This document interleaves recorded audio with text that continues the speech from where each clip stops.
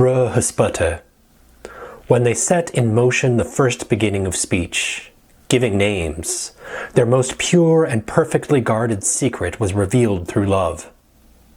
When the wise ones fashioned speech with their thought, sifting it as grain is sifted through a sieve, then friends recognized their friendships. A good sign was placed on their speech. Through sacrifice, they traced the path of speech and found it inside the sages. They held it and portioned it out to many. Together, the 7 singers praised it.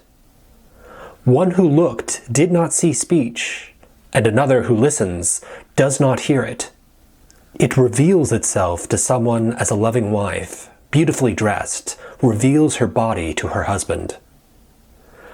As for the revelation of our written traces, when we wave forms onto paper and wooden tablets, the grain of their patterns is brightly concentrated, the degree of coarseness and fineness outwardly apparent, the mystic brushwork quite iridescent. But it is the modeled substance that is shown, the darkened words that are expressed, as the forms are conveyed to the world of dust and mire. If the original forms were to be carelessly revealed to creatures with skeletons, and made to join the world's thrust and pull, that would besmirch the hymns of the superior perfected above, and fail the prohibitions on keeping separate below. Truly, this is what my kind does not do, and what the numinous laws do not permit. In the silence of an old temple, a cicada's voice splits the rock. Hello, noble friends. Welcome to Premierita Philosophy. I'm Dr. Peter Yong, and today I'd like to explore the esoteric dimension of Plato's thought by examining his dialogue, the Phaedrus. Disenchantment, the process whereby the sacred is expunged from a people's culture, consciousness, and collective memory, appears to define the modern era.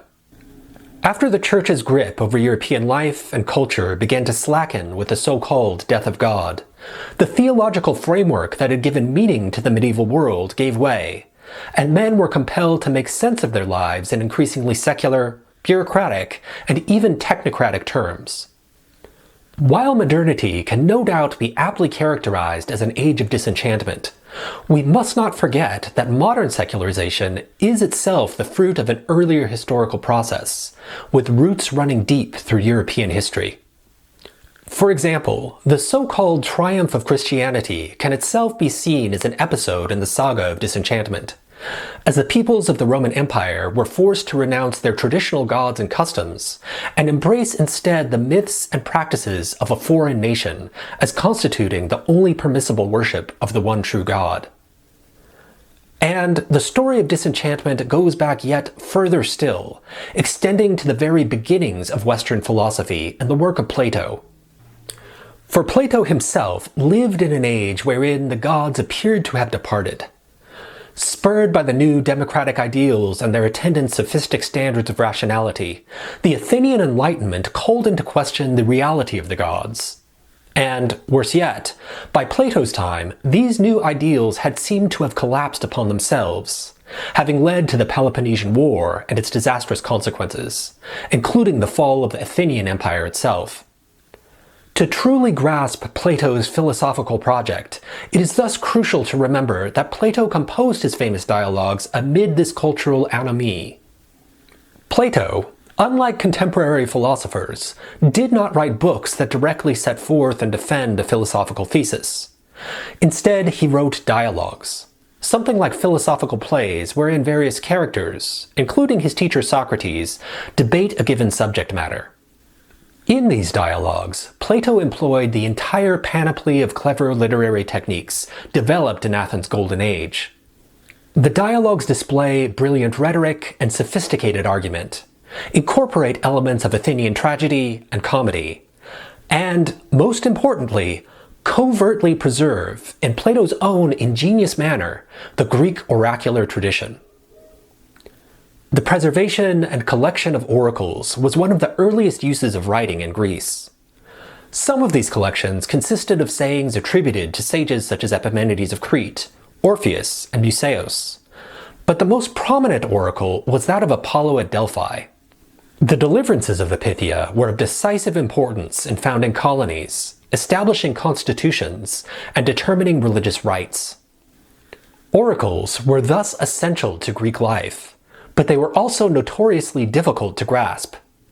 They were often articulated as paradoxes. To understand their message, one had to devote all the time, focus, and wisdom one could muster to decipher the meaning in their riddling words. Heraclitus aptly summarized the oracular dynamic as follows, quote, "The Lord whose oracle is the one in Delphi, neither speaks nor hides, but gives signs." End quote. Here Apollo is said neither to lay things out explicitly, nor to conceal them, but to communicate through signs. Thus, to understand the far-shooter's message, one must read his signs aright. To fail to do so is to invite disaster. By Plato's time, doubts had begun to emerge about the reliability of oracles. The Oracle of Delphi appeared to have offered bad advice during the Persian Wars by seeming to advocate for Greek surrender. Leaders lost faith on account of this, and the Pythia was consulted less frequently for political decisions, though the steady stream of pilgrims making personal inquiries continued unabated. This skeptical attitude towards oracles, and religion more generally, continued throughout the Athenian Enlightenment. Plato attempted to retain and revitalize oracular speech within this skeptical context by using the urbane discourse of Athenian high culture to generate the same kind of riddling speech and express the same kinds of dark truths as the oracles once did. Plato's idiosyncratic appropriation of oracular discourse can be seen, for example, in his story of how Socrates became a philosopher. According to this story, Socrates had a somewhat mad and impulsive friend named Cariaphon. This friend traveled to Delphi to ask the oracle whether anyone was wiser than Socrates, and the oracle replied that no one was wiser. When Cariaphon returned and reported to Socrates what he had heard, Socrates was perplexed and tried to understand what the god might be signifying with these words, asking himself, quote, "Whatever does the god mean? What is his riddle? I am very conscious that I am not wise at all. What then does he mean by saying that I am the wisest? For surely he does not lie. It is not legitimate for him to do so." End quote. Socrates is, in this manner, depicted as undertaking the traditional project of oracular interpretation and attempting to grasp the truth behind the Loxian riddle. Yet, Socrates attempts to decipher the oracle in an unconventional way. He attempts to rationally refute it, a course of action that would later prove problematic.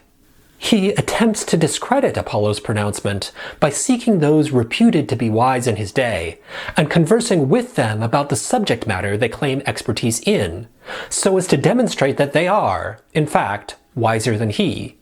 He could then go to Delphi and challenge Apollo, saying, "This man is wiser than I, but you said that I was." But this strategy did not yield the results that Socrates claims to have anticipated, since his discussions revealed that none of the men who proclaimed themselves wise were actually so, and so none was wiser than he. Indeed, while the others think they know something when they do not, Socrates has the wisdom not to think that he knows what he does not know. So, paradoxically, Apollo's oracle thereby validated itself through the very sort of urbane, argumentative discourse meant to debunk it. In this manner, rather than attempting to directly challenge the corrosive ideals of his day, Plato allows them to unleash their full fury in his dialogues, and thereby dissolve themselves in the process. This sort of strategy has elsewhere been called riding the tiger. The idea is that, if you see a tiger in the forest, it is not prudent to attack it directly, since it will easily overpower you.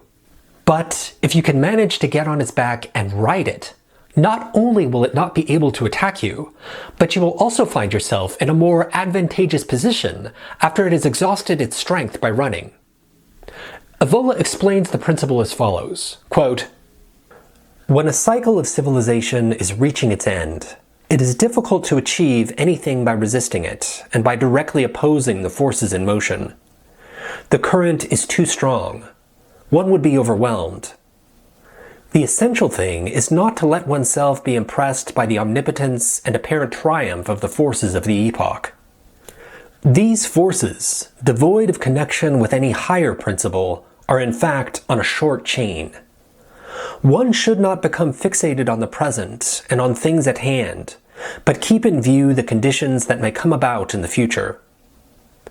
Thus, the principle to follow could be that of letting the forces and processes of this epoch take their own course, while keeping oneself firm and ready to intervene when the tiger, which cannot leap on the person riding it, is tired of running. One abandons direct action and retreats to a more internal position." End quote. Though Evola meant for this strategy to be employed in the wasteland of contemporary culture, it is interesting to see how Plato himself uses it early on in the development of the Western philosophical tradition. By masking his teaching in the verbiage of Athenian high culture, Plato is able to covertly preserve a sign-based oracular discourse under the facade of critical inquiry. Plato's dialogues, like Socrates, can be compared to a Silenus jar, painted ridiculously as a satyr on the outside, but hiding statues of the gods within. Plato conceals the enigmatic character of oracular discourse within his dialogues in two crucial ways. First, the dialogue format allows Plato to state his philosophical position indirectly through signs. Rather than explicitly setting forth his philosophical position, he hints at it through the arguments and actions of various characters, he himself never appearing among them. Just as we must infer the messages of Sophocles and Shakespeare by analyzing their plays, so too can we discern Plato's teaching only by studying the dialectical agon between the characters in his dialogues. Second, the dialogues allow Plato to preserve the riddling character of the oracle through the use of irony. The concept of Socratic irony is well known, but we tend to forget it was Plato's creation. Irony is a form of revealing under the opposite, sub contrario. For example, a student might, when asked by his friends, who knew he was having difficulties in his coursework and neglecting his studies, how he did on a recent exam, reply, "I aced it." Here, the student means to convey something like, "I failed the exam," even though his statement, if taken literally, would indicate the opposite, namely that he performed spectacularly well. Plato, through the figure of Socrates, saturates his dialogues in such irony, and thereby forces us to look beyond their literal meaning. The oracular character of Plato's discourse is perhaps seen most clearly in his dialogue the Phaedrus, eponymously named after Socrates' interlocutor therein. In this dialogue, Socrates discusses the nature of love and language with Phaedrus, a man blind to both realities. Indeed, ancient readers would have associated Phaedrus with the profanation of the mysteries and the desecration of the Hermae. The mysteries of Eleusis were secret rites of Demeter and Persephone said to secure a better afterlife for those who were initiated into them. They were reportedly profaned by Alcibiades, a traitorous general, and his circle, when they celebrated them in mockery in private houses. The Hermae, in contrast, were apotropaic stone pillars erected at boundaries and crossroads. They often displayed a head of Hermes at the top and a phallus lower down. These Hermae were mutilated when hooligans, Alcibiades and his circle again being the chief suspects, went through town striking off their heads and penises. By being associated with such acts, Phaedrus would have stood out to Plato's readers as an example of one who desecrated religious language and stripped it of its supernatural power. By revealing, in a profane context, the things said in the mysteries of Eleusis, he mocked the liturgical words of the rite, cutting them off from their essential connection to the other world and emptying them of their power to effect eschatological transformation. And by literally defacing and unmanning the Hermae, he desacralized language, smashing the mouth of the divine messenger and castrating the word of its fertilizing power. And readers may have held similar associations for Socrates himself, since he also had a reputation for undermining traditional religion and morality by making the weaker argument appear stronger, and was known to have taught Alcibiades, and to have been convicted and executed for impiety and corrupting the youth. And Plato further alludes to these sacrilegious associations in the Phaedrus when he has Socrates declare that he would follow Phaedrus even if he were walking all the way to Megara, since Teucrus, who testified that Phaedrus had profaned the mysteries, had withdrawn from Athens to Megara to avoid those charges himself. It is thus supremely ironic that Plato would use a conversation between these two dubious characters to set forth some of the most profound reflections on divinity and the numinous power of language within the Western intellectual tradition. And Plato's irony extends not only to the dialogue's characters, but also to its setting. The Phaedrus is one of the few Platonic dialogues to take place outside of the city, in nature before the gods. But the characters, obsessed with the speeches of the city, seem oblivious to their sacred surroundings. Phaedrus, for example, has only ventured outside the city for a walk so as to heed the fashionable medical advice of the doctor Acumenus. He has gone out to practice reciting a speech he received from the popular rhetorician Lysias, carrying the scroll with him and reading it aloud. In this manner, he is presented as so caught up in the written discourse of Athens, we might say, with his nose stuck in a scroll, that he is blind to the world around him. And Socrates, too, presents himself to Phaedrus as someone who is sick with passion for hearing speeches, and who can share the revel with him. He even likens his following Phaedrus to hear a speech to a dumb animal who can be led about by dangling food in front of its face. And Phaedrus, too, asserts that Socrates is normally neither one to travel abroad, nor to set foot beyond the city walls. And Socrates concurs that he never leaves the city, since he is devoted to learning, and that landscapes and trees have nothing to teach him, for only the people in the city can do that.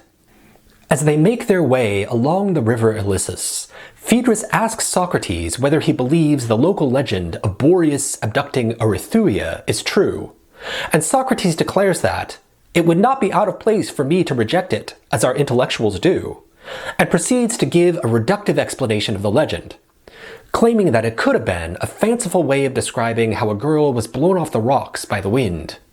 They eventually find a place to sit under a plane tree to discuss Lysias' speech. The area is dedicated to the river god Achilles and the nymphs, as is evinced by the statues and offerings that have been placed there.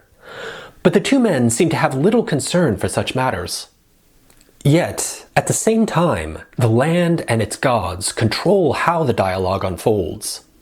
To begin with, one gets the sense that Socrates is not as unfamiliar with the region outside of the walls of Athens as Phaedrus had suggested. For he is able to correct Phaedrus regarding the location in which Boreas was said to have carried away Erythrea, and already seems to be quite familiar with their resting place beneath the plane tree. Likewise, Socrates credits the speech he delivers to possession by the local nymphs, propounds his own myths about the gods, for example, his Palinode, the myth of the cicadas, and of Thalamus and Thoth of Egypt, and reflects extensively on the nature of ultimate reality, divinity, and the soul. And in contrast to his claim near the beginning of the dialogue that landscapes and trees have nothing to teach, he condemns his own age in comparison to that of the ancients, who found it rewarding enough in their simplicity to listen to an oak or even a stone, so long as it was telling the truth. Nature also structures the dialogue through its movement. Socrates defines the soul as essentially self-moving, and declares that, when in perfect condition, it looks after all that lacks a soul, and patrols all heaven, so that the entire universe is its dominion. Motion thus proves central to the dialogue, taking the form of a journey and return as Socrates and Phaedrus depart from and then return to the city.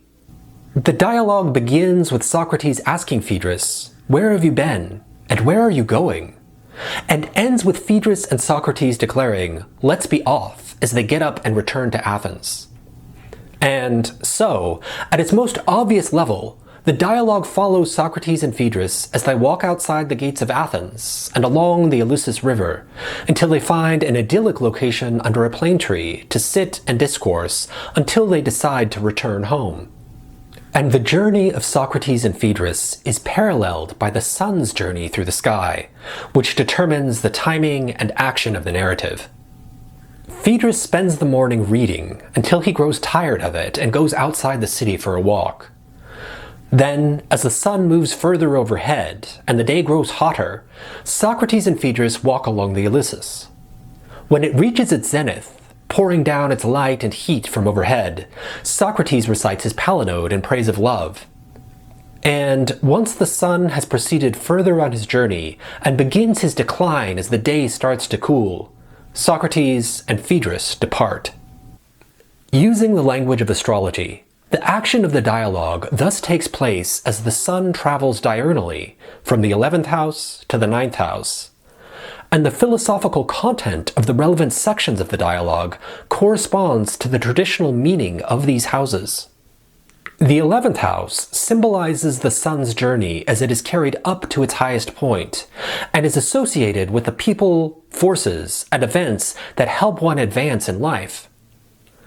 It is at this point that Phaedrus and Socrates present their speeches in praise of the non-lover, arguing that one would attain greater benefits from a patron who is not in love with one, and is thus in his right mind, than one who is, and is mad. The 10th house, in contrast, symbolizes the sun's reaching its culminating point in the sky, where it shines down in its full glory, and is said to be where Aphrodite rejoices. And it is at this point that Socrates praises love as a divine madness given by Aphrodite, and sets forth his vision of the soul, the gods, and the glories of the world of the forms. And finally, the 9th house symbolizes the beginning of the sun's decline, and is associated with religion and philosophy. Activities wherein one reflects on the meaning of what has occurred in life, and prepares oneself for death, symbolized by the setting of the sun.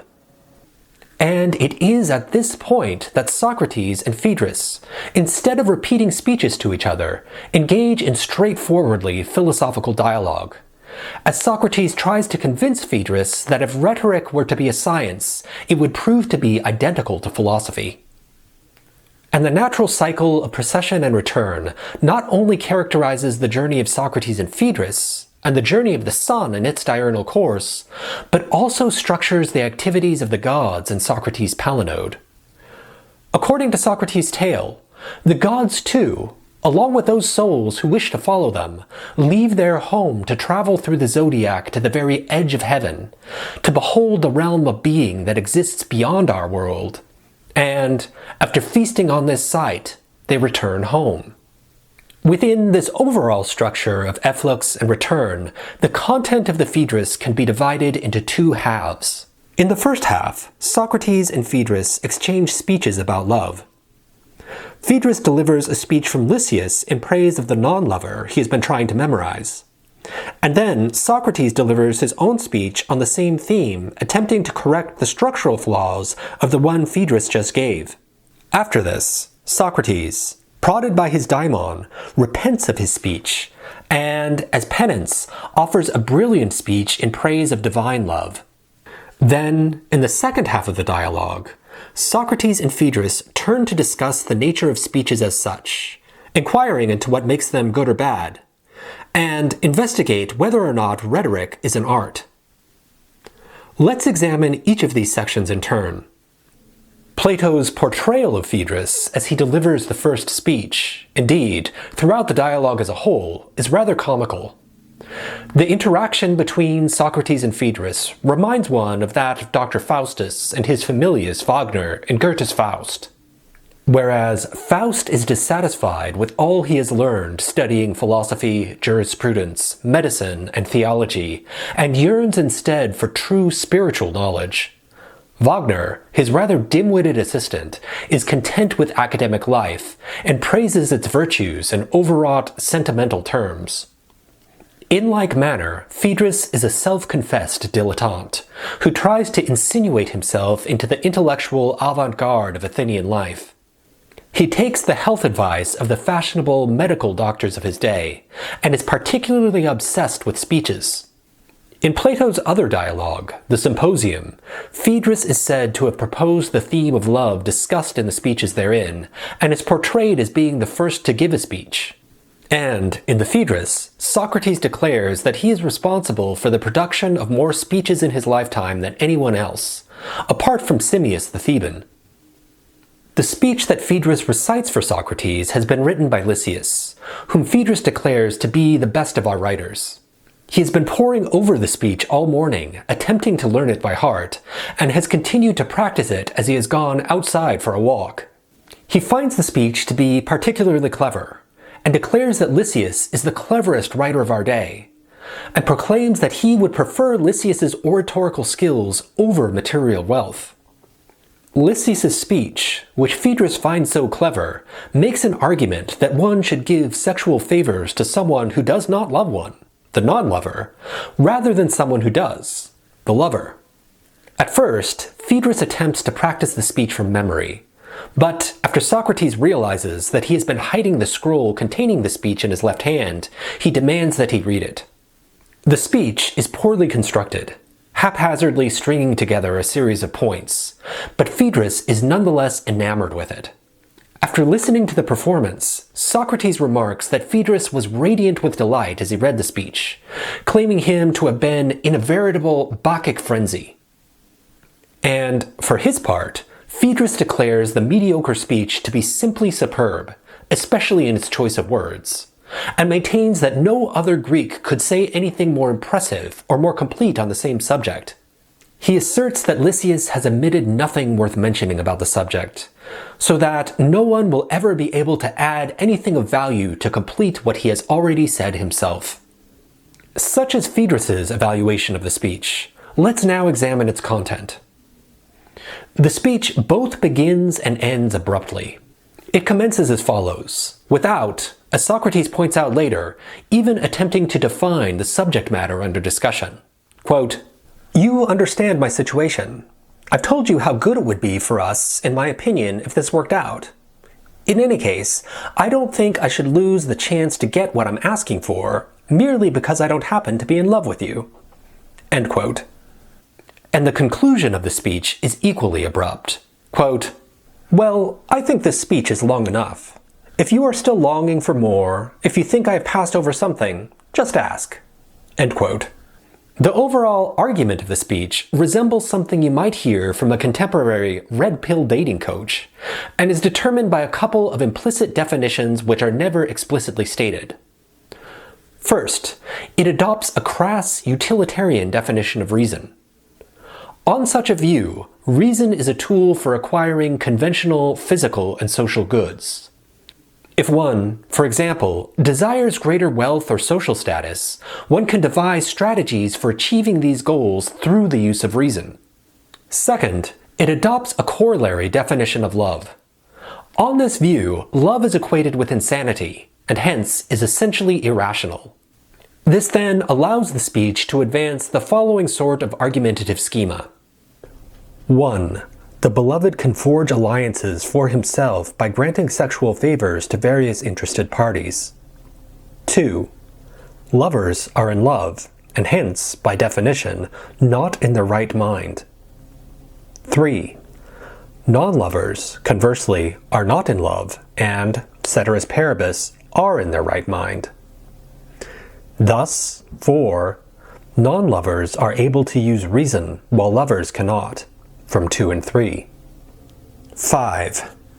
Reason is a powerful tool for acquiring conventional physical and social goods. Thus, 6. The non-lover has access to a powerful tool for acquiring conventional physical and social goods that the lover does not have access to. From 4 and 5. Thus, 7. The non-lover is in a better position to secure conventional physical and social goods for the beloved than is the lover. From 6. Therefore, 8. It is better for the beloved to grant sexual favors to the non-lover than to the lover. From 7. The speech, again, never explicitly states this schema, but its argument nonetheless consists of filling it in with particular illustrations. For instance, after the lover falls out of love and returns to his right mind, he will regret the actions he's performed on behalf of the beloved, while the non-lover will have no such regrets. Rather, he does the best he possibly can for the beloved, just as he would his own business. Likewise, the non-lover, because he remains rational, will not resent the beloved for having caused him to neglect his own affairs as a lover would. Nor will he have grounds to shift alliances as a lover does once his fancy alights on someone else. Nor will he be carried into indiscretion because of passion as the lover is. He will not flatter the beloved in order to gain favors as the lover does, nor change his mind after coming to learn the beloved's true character. And because he is not insane like the lover, he will not be jealous or controlling, seeking to isolate the beloved from friends, family, and other potential benefactors. The speech then attempts to respond to a couple of notably weak objections. To the objection that there can be no strong friendship without erotic love, the non-lover points out that we have close bonds with our family and friends without it. To the objection that favors should be given to those who need it most, and so sexual favors should be given to the lover who craves them, the non-lover replies that this would violate ordinary principles of rational self-interest. One would, for example, be compelled by this principle to give feasts to beggars rather than those who might benefit one. And to the objection that the non-lover is advocating that sexual favors should be given to all non-lovers, he replies that just as the lover asks for favors for himself alone and not other lovers, so too does the non-lover ask for favors for himself and not all non-lovers. Phaedrus, enraptured after finishing his performance, showers Lysias' speech with praise, announcing that no Greek could say anything more impressive or more complete on the same subject. But Socrates rejects his appraisal and claims that to assert such a thing would be to stand refuted by all the wise men and women of old who have spoken or written about the subject. With his typical irony, he claims he cannot remember who these wise people are, and floats Sappho, Anacreon, and some prose writer as possible candidates. He claims that his reason for asserting that some wise person from the past must have said such a thing is that his own breast is full, and that he can make a different speech, even better than Lysias. But he knows himself to be ignorant, and so could not be responsible for these ideas. It thus must be, he claims, that he has been filled like an empty jar by the words of other people streaming in through his ears, though he himself is so stupid that he has even forgotten where and from whom he heard them. Phaedrus, excited by the prospect of another speech, exclaims that if Socrates can outperform Lysias, he will erect a gold statue of himself and Socrates in Delphi, just as the 9 archons had promised to do were they to violate the laws of Athens. Socrates claims that he won't be able to give a speech that makes entirely different points from Lysias's, since some of these are essential to any speech on the topic. He is not claiming that Lysias failed in every respect, since that wouldn't happen to even the worst possible author. Specifically, the claim that the non-lover keeps his wit about him while the lover loses his will be essential to any treatment of the subject. Praise will here have to come from the arrangement of the points rather than their novelty. But the non-essential points of the speech can be praised for both their arrangement and their novelty. Phaedrus concedes, but then Socrates grows apprehensive, claiming that he only criticized Phaedrus's beloved Lysias in order to tease him, and he tries to back out of giving his speech, proclaiming that his words shouldn't be taken seriously. However, Phaedrus compels him, threatening never to recite or discuss speeches with him again should he fail to deliver his speech. Socrates concedes, but covers his head with his cloak so as not to be embarrassed by looking at Phaedrus, and tries to race through the speech as quickly as possible. Thus veiled, Socrates begins by invoking the Muses, asking for their help to appear even more clever to Phaedrus than before. Quote, "Come to me, you clear-voiced Muses, whether you are called so because of the quality of your song, or from the musical people of Liguria. Come, take up my burden, in telling the tale that this fine fellow forces upon me, so that his companion may now seem to him even more clever than he did before." End quote. He then sets the stage for his speech by declaring that once upon a time there was a beautiful boy who had many lovers, and that one of these lovers was wily, and persuaded the boy he was not in love, even though he really was. He loved the lad no less than the others. After this initial deception, he attempted to convince him that it was better to give himself to the non-lover than the lover. His argument was as follows. He, unlike the non-lover of Lysias' speech, begins by defining the subject matter in question, so as to procure agreement at the start of the inquiry, by distinguishing the lover from the non-lover and delineating the nature and effects of love. The lover and the non-lover are distinguished by their adherence to different governing principles of human action. The lover follows our inborn desire for pleasures, while the non-lover adheres to our acquired judgment that pursues what is best. Socrates then attempts to more precisely define love, specifying its nature and effects. First, he identifies love with a kind of desire. But this definition proves to be too broad, since both lovers and non-lovers have a desire for what is beautiful. Someone like Phaedrus, for example, might desire the beauty of great oratory, yet would not thereby qualify as a lover in the erotic sense of the term. Rather, each particular desire will have its own unique object which it craves. There are, for example, desires for food and drink, and we call a habitual course of action governed by the former gluttony, one governed by the latter drunkenness, and people who have such habits gluttons and drunkards respectively. In like manner, the object of desire that we can identify with erotic love is the desire to take sexual pleasure in a beautiful human body. Quote, "This desire, all-conquering in its forceful drive, takes its name from the word force and is called eros." End quote. Socrates then breaks off his speech in order to comment upon it, proclaiming that he is in the grip of something divine. He declares there is something strange about the place, and that he would be in danger of being possessed by the madness of the nymphs were he to continue. But he nonetheless chooses to proceed, declaring it is up to the god whether or not the attack is prevented. Socrates takes up his speech once more and examines the effects of entering into a relationship with a lover. He notes that, given what it means to be a lover, quote, "It is surely necessary that a man who is ruled by desire and is a slave to pleasure will turn his boy into whatever is most pleasing to himself." End quote. And what pleases the lover, Socrates argues, is deleterious to the beloved. Socrates first examines the lover's effects on the character of the beloved.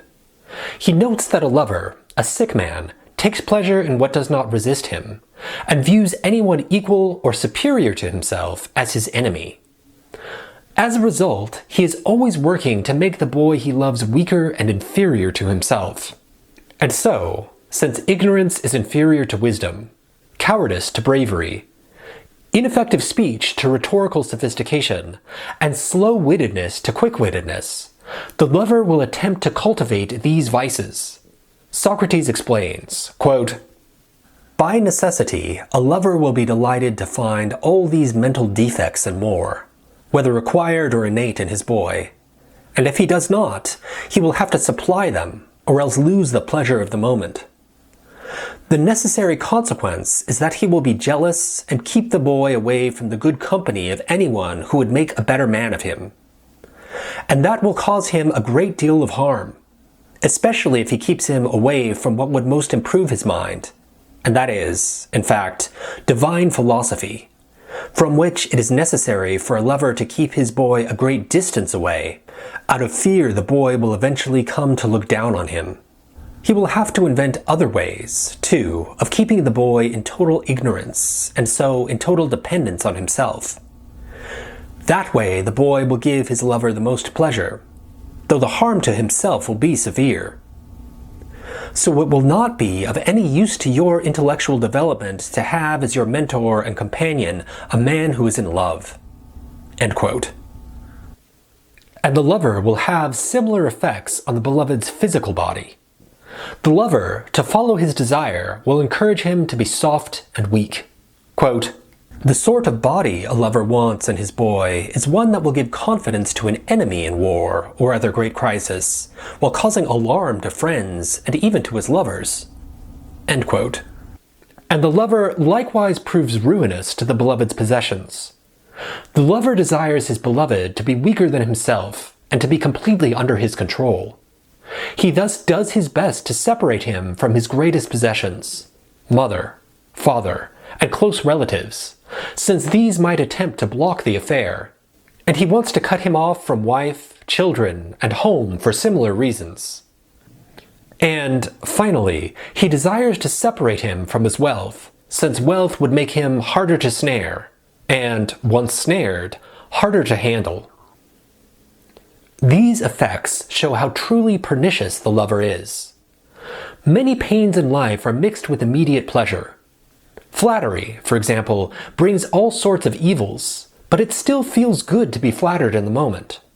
But Socrates argues there are no corresponding pleasures associated with acquiescing to the lover.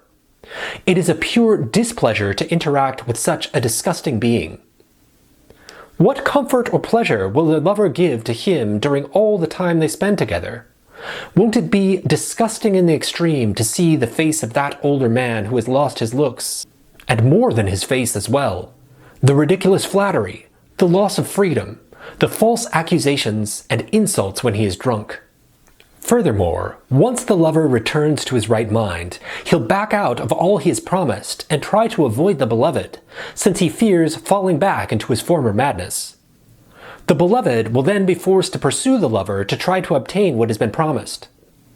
Socrates summarizes the non-lover's case, quote, "All along he has been completely unaware that he should never have given his favors to a man who was in love, and who therefore had by necessity lost his mind. He should much rather have done it for a man who was not in love and had his wits about him.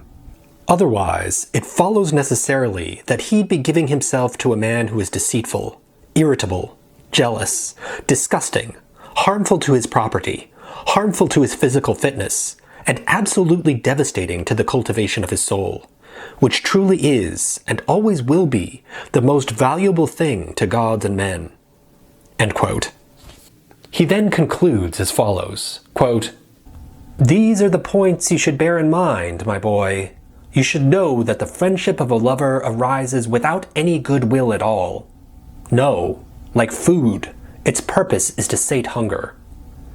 Do wolves love lambs? That's how lovers befriend a boy." End quote. Phaedrus is not satisfied with Socrates' conclusion, believing Socrates to be only halfway through the speech, since he has yet to praise the virtues of the non-lover and to argue that it is better to give one's favors to him. But Socrates declares that he has stopped because, if he were to continue, quote, "The nymphs to whom you so cleverly exposed me will take complete possession of me." End quote. He claims that the second half of the argument can be quickly summarized anyway. Every disadvantage of the lover has a corresponding advantage, and the non-lover has those. At that, Socrates declares that he will cross the river and depart before Phaedrus makes him do something even worse. But Phaedrus implores Socrates to stay, observing that it is hot and the sun is directly overhead, and so he should delay his departure and discuss their speeches together until things cool down. Socrates responds that Phaedrus has inspired him to tarry and make another speech. He explains that, as he was getting up to leave, his daimon forbid him from doing so until he made atonement for his offense. Quote, "My friend, just as I was about to cross the river, the familiar divine sign came to me which, whenever it occurs, holds me back from something I am about to do. I thought I heard a voice coming from this very spot, forbidding me to leave until I made atonement for some offense against the gods. In effect, you see, I am a seer, and though I am not particularly good at it, Still, like people who are just barely able to read and write, I am good enough for my own purposes. I recognize my offense clearly now. In fact, the soul too, my friend, is itself a sort of seer. That's why almost from the very beginning of my speech, I was disturbed by a very uneasy feeling. As Ibycus puts it, that for offending the gods, I am honored by men. But now I understand exactly what my offense has been." End quote. He declares that he now sees that both Lysias' speech Phaedrus delivered and the one Phaedrus inspired Socrates to give were horrible, foolish, and close to being impious. Indeed, he claims nothing could be more horrible than to say what they have said, since love is the son of Aphrodite and thus one of the gods. Phaedrus responds cagily by asserting this is certainly what people say, but Socrates retorts that Lysias certainly doesn't believe it, nor does the viewpoint of the speech Phaedrus pressured Socrates into delivering. Socrates then sums up his fault as follows, quote, "But if love is a god, or something divine, which he is, he can't be bad in any way. And yet our speeches just now spoke of him as if he were. And that is their offense against love. And they've compounded it with their utter foolishness in parading their dangerous falsehoods and preening themselves over perhaps deceiving a few silly people and coming to be admired by them." End quote. The speeches, Socrates argues, could only criticize love by adopting a shameless and vulgar account of it, not one in keeping with its true nature. Someone noble, hearing them, would have no idea the kind of love they were denouncing. Quote, "Suppose a noble and gentle man, who was or had once been in love with a boy of similar character, were to hear us say that lovers start serious quarrels for trivial reasons, and that, jealous of their beloved, they do him harm. Don't you think that man would think we had been brought up amongst the most vulgar of sailors, totally ignorant of love among the freeborn? Wouldn't he most certainly refuse to acknowledge the flaws we attributed to love?" End quote. As atonement for the speeches just delivered, Socrates proposes that he make another speech. He claims that he will offer a palinode, a recantation, as that is an ancient rite of purification for those who have told false stories of the gods. He claims that Homer did not know it, but Stesichorus did, for, after losing his sight for defaming Helen, he, unlike Homer, did not remain in the dark as to the reason for his blindness. Quote, "On the contrary, like a true follower of the Muses that he was, he understood it and immediately composed these lines. There's no truth to that story. You never sailed that lovely ship. You never reached the Tower of Troy." End quote. Once he completed his palinode, Stesichorus regained his sight. In this regard, Socrates declares himself wiser than both Homer and Stesichorus, in that he will offer his palinode before he is struck blind. He will perform it with his head bare, no longer covered in shame. In this manner, Plato sets up a stark contrast between the present speech, where Socrates speaks unveiled and in the full light of the sun shining overhead, and his previous speech, where he hid his head under his cloak, thus blinded and in the dark. Socrates then asks Phaedrus to play the role of the beloved boy and listen to his speech, attributing his previous speech in praise of the non-lover to Phaedrus, and the one he is about to give to Stesichorus. He declares there is no truth in that story of the superiority of the non-lover on account of him being reasonable and the lover being insane, since there are cases in which madness is superior to reason. Indeed, he claims that, quote, "The best things we have come from madness, when it is given as a gift of the god." End quote. He establishes this point by setting forth 3 examples of such divine madness. The first kind of divine madness is the prophetic madness of Apollo. Socrates points out that the priestesses of Delphi, the priestesses of Dodona, and the Sibyls all guide both cities and individuals, but they provide this essential guidance while prophesying out of their minds in trance. In contrast, they accomplish little or nothing when they are in control of themselves. Here, Then, we have a case in which madness is superior to sanity. The second kind of divine madness is the mystical madness of Dionysus. Socrates claims that Dionysian madness arises among families who have polluted themselves by having committed ancient crimes, and teaches them the rites by which to purge themselves.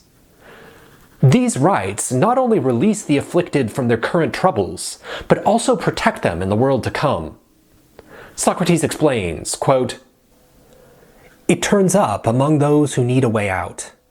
It gives prophecies and takes refuge in prayers to the gods and in worship, discovering mystic rites and purifications that bring the man it touches through to safety for this and all time to come. So it is that the right sort of madness finds relief from present hardships for a man it has possessed." End quote. Once more, these rites are delivered through madness, not by soberly reflecting on how to improve one's situation. And so, we again have a case in which madness is superior to sanity. Finally, the third kind of divine madness is the poetic madness of the Muses. Socrates claims that no one can become an expert poet by relying wholly on their own self-controlled verses. Instead, to truly shine, they must be driven out of their minds by the Muses. Possession by the Muses, maintains Socrates, takes a tender virgin soul and awakens it to a Bacchic frenzy of songs and poetry that glorifies the achievements of the past and teaches them to future generations. So, poetry, the backbone of civilization, is produced not by careful deliberation, but by possession by the Muses. Again, in this regard, madness is superior to rational calculation. Given there are cases in which madness is preferable to reason, the mere fact that the lover is mad is insufficient to prove him inferior to the non-lover. Rather, the non-lover must show that, in this particular case, madness does not deliver a good which cannot be delivered by reason. In contrast, taking up the position of the lover, Socrates will argue that the madness of love is a great gift to men, and attempt to prove that, quote, "This sort of madness is given us by the gods to ensure our greatest good fortune. It will be a proof that convinces the wise, if not the clever." End quote. Socrates' argument turns on the articulation of a captivating myth about the fall and redemption of the mortal soul.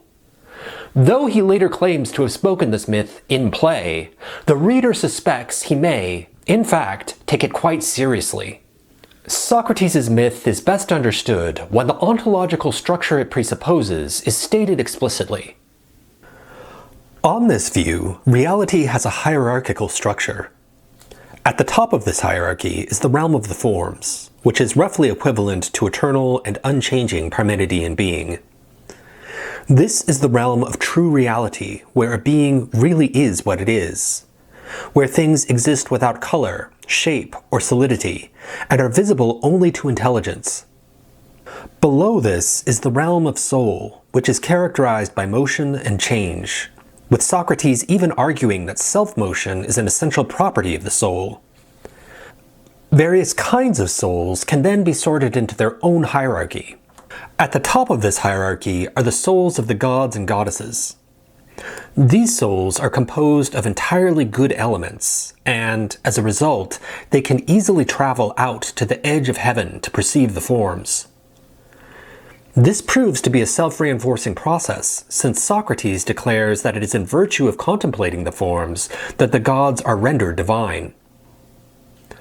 All souls below the gods admit of a mixture of good and bad parts. Directly below the gods are the immortal souls, which, with difficulty because of their ignoble elements, can manage to follow them to look upon true reality. And below these are mortal souls, who, again, because of their bad elements, have not been able to keep pace with the gods and have fallen into the material sphere and taken human bodies. Below these are the souls who have long forgotten their original estate and have come to reside in animal bodies. And then, finally, at the very bottom of the ontological hierarchy is matter, which is looked after by the soul. With this framework in mind, we are now in a position to understand Socrates' myth. The myth consists of two major parts. The first tells of how the souls of some non-gods fell into bodies and became mortal. And the second tells of how the experience of love can help such souls rise once more and regain their immortal state. In setting forth his myths, Socrates makes no attempt to say what the soul actually is, claiming that to be a task for a god and to take too much time. Instead, he claims to describe what the soul is like, since that is humanly possible and takes less time. Specifically, he likens the soul to the union of a team of winged horses and their charioteer. As noted previously, the components of the souls of the gods are all noble. Quote, "The gods have horses and charioteers that are themselves all good, and come from good stock besides." End quote. Given that motion is essential to the soul, even the gods travel, journeying out to the rim of heaven to feast and look out at the eternal world of the forms existing beyond our own. They travel in 12 groups, each headed by a particular deity, with Zeus taking the lead and Hestia alone remaining at home. When they reach the outermost limit of heaven, they stand on its high ridge, where its circular motion carries them around as they stand while they gaze upon what is outside of heaven. This other world is the plane where the truth stands. All souls yearn to look upon it, since it is the proper food for the best part of the soul and nourishes the soul's wings. Once they are done feasting, the gods return home, sinking back inside heaven, stabling their horses, and giving them nectar and ambrosia to eat. Because the gods have only noble horses with powerful wings, they make this journey easily. But since the souls of non-gods are of mixed stock, they have great difficulty in making the journey. For the souls of non-gods, one horse is of beautiful and good stock, but the other is ugly and bad. The noble horse is hitched on the right and loves honor with modesty and self-control. It is the companion of true glory, needs no whip, and is guided by verbal commands alone. The bad horse, in contrast, is hitched on the left. He is deaf, a companion of wild boasts and indecency, and just barely yields to horsewhip and goad combined. Thus, chariot driving, i.e. living for non-gods, is inevitably a painfully difficult business, since these souls are pulled in different directions, and it is difficult to get their opposing drives under control. Yet, despite the difficulty of controlling their unequally yoked horses, they still yearn to follow the gods and behold the world of the forms. For, just as with divine souls, their souls' wings find their nourishment there. Socrates explains, quote, "Beauty, wisdom, goodness, and everything of that sort nourish the soul's wings, which grow best in their presence. But foulness and ugliness make the wings shrink and disappear." End quote. So, those who, with great difficulty, are able to follow in the tracks of the gods and partake of the divine banquet, keep their wings intact and are kept safe through the entire cycle. But those who are unable to do so lose their wings. Distally, because they fail to look on the forms that sustain them, and by some accident take on a forgetfulness and wrongdoing. And proximally, because these maladroit souls crash into each other, tearing the wings from one another in the process.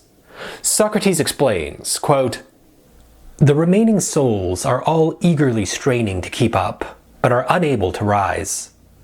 They are carried around below the surface, trampling and striking one another as each tries to get ahead of the others.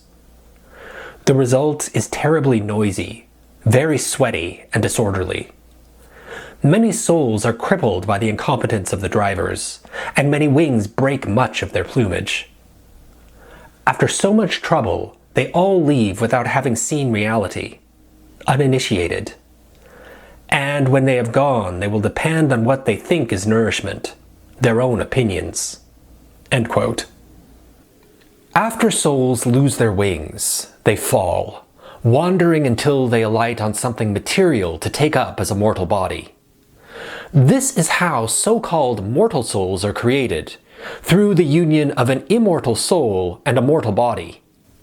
On their first incarnation, these souls take on a human body, since humans possess a language that uses general concepts, proceeding to bring many perceptions together into a reasoned unity.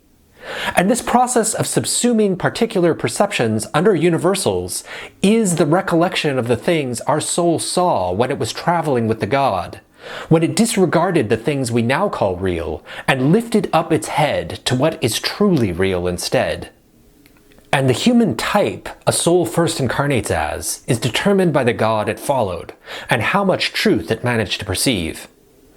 Those who saw the most become lovers or philosophers. Those that saw the least will become tyrants, and a variety of other human types will exist between these two extremes. After they die, souls will either be rewarded in heaven or punished in hell, until 1,000 years have elapsed. At that point, they select their next incarnation. Quote, "Any who have led their lives with justice will change to a better fate, and any who have led their lives with injustice to a worse one." End quote. At this point, souls who have lived as animals may choose to be human, and those who have been human to be animals. After 10 such cycles, i.e., after 10,000 years, it is possible for the soul to regrow its wings and attempt once more to follow the gods on their journey. Yet, Socrates argues it is possible for the philosopher or the lover to do this much more rapidly, in only 3,000 rather than 10,000 years. To explain how this is so, Socrates sets forth a myth of how the soul is redeemed by love. It is at this point that Socrates elaborates upon a fourth form of divine madness. He argues that in addition to the prophetic madness of Apollo, the mystical madness of Dionysus, and the poetic madness of the Muses, there is the erotic madness of Aphrodite, and that this form of madness brings the greatest benefits of them all. In this kind of madness, man remembers what he saw when he beheld the world of the forms. Quote, "He stands outside human concerns and draws close to the divine. Ordinary people think he is disturbed and rebuke him for this, unaware that he is possessed by God. When he sees the beauty we have down here and is reminded of true beauty, then he takes wing and flutters in his eagerness to rise up, but is unable to do so. And he gazes aloft, like a bird, paying no attention to what is down below, and that is what brings on him the charge that he has gone mad." End quote. This, claims Socrates, is, quote, "the best and noblest of all the forms that possession by a god can take for anyone who has it or is connected to it." End quote. Beauty, Socrates maintains, is unique among the forms, in that it shines down relatively clearly in our world and can be perceived through our bodily vision. When we saw that blessed and spectacular vision of beauty in its purity, before we were incarnate in a mortal body, we were ushered into the mystery that we may rightly call the most blessed of all. And at that time we saw the other forms as well. Socrates explains, quote, "And we who celebrated it were wholly perfect and free of all troubles that awaited us in time to come. And we gazed in rapture at sacred revealed objects that were perfect and simple and unshakable and blissful. That was the ultimate vision, and we saw it in pure light because we were pure ourselves, not buried in this thing we are carrying around now, which we call a body, locked in it like an oyster in its shell." End quote. Socrates then argues that when a lover catches sight of the beauty of his beloved, he comes to remember the true beauty he experienced before incarnation. He first shudders before the beloved as he feels the numinous fear he did when beholding the form of the beautiful. He then gazes at his beloved with the reverence due a god. He can feel a fever growing in his wings. But this feverish pain gives way to joy. The pain, however, reappears whenever he is separated from the beloved. And, quote, From the outlandish mix of these two feelings, pain and joy, comes anguish and helpless raving. In its madness, the lover's soul cannot sleep at night or stay put by day. It rushes, yearning, wherever it expects to see the person who has that beauty. When it does see him, it opens the sluice gates of desire and sets free the parts that were blocked up before." End quote. This desire, Socrates observes, is, in fact, the awareness of the soul's wings growing once more. Moreover, the lover, in seeing the beloved, remembers the god in whose retinue he followed before he was incarnated. He perceives the image of that god in the beloved and seeks to further shape him into that image. Socrates explains, quote, "Those who followed Zeus, for example, choose someone to love who is a Zeus himself in the nobility of his soul. So they make sure he has a talent for philosophy and the guidance of others. And once they have found him and are in love with him, they do everything to develop that talent. If any lovers have not yet embarked on this practice, then they start to learn, using any source they can and also making progress on their own. They are well equipped to track down their god's true nature with their own resources because of their driving need to gaze at the god. And as they are in touch with the god by memory, they are inspired by him and adopt his customs and practices, so far as a human being can share in a god's life. For all this, they know they have the boy to thank, and so they love him all the more. And if they draw their inspiration from Zeus, then, like the Bacchantes, they pour into the soul of the one they love in order to help him take on as much of their own god's qualities as possible." End quote.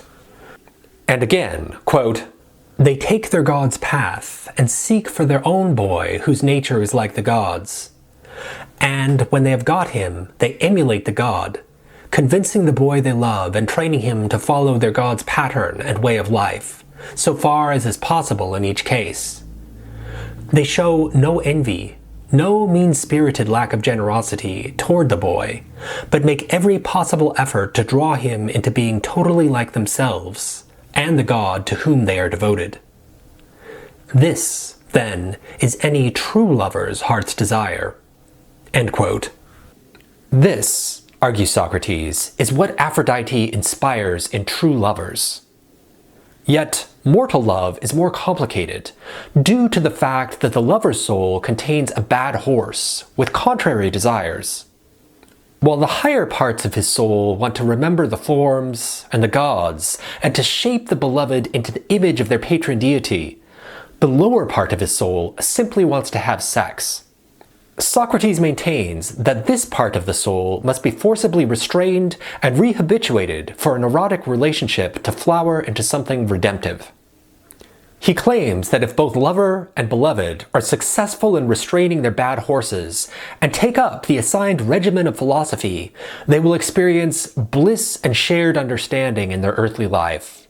And, after death, they will have won the first of 3 rounds in these, the true Olympic contests.